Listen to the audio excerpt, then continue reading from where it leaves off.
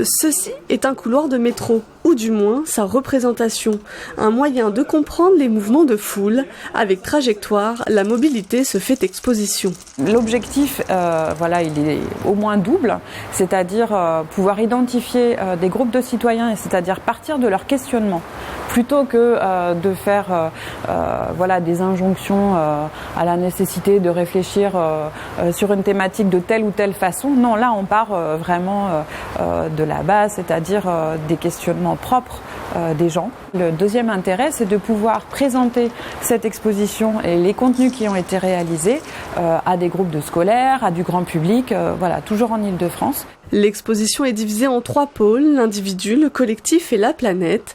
Elle entre dans le projet Questions de science, enjeux société de la région Île-de-France. Quand on parle de trajectoire et de mobilité, on a l'impression qu'on va parler uniquement de voitures, de moyens de transport et tout. Qu'est-ce qu'on peut en faire de cette exposition ? C'est finalement une réflexion et peut-être un changement dans nos habitudes de mobilité.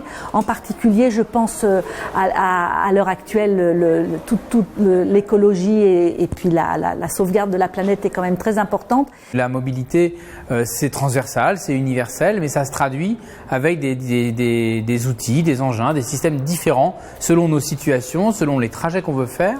Et donc cette exposition Trajectoire, elle essaye de nous montrer toute cette diversité et tous les liens qu'on peut avoir entre une mobilité locale, urbaine, quotidienne, des mobilités de tourisme.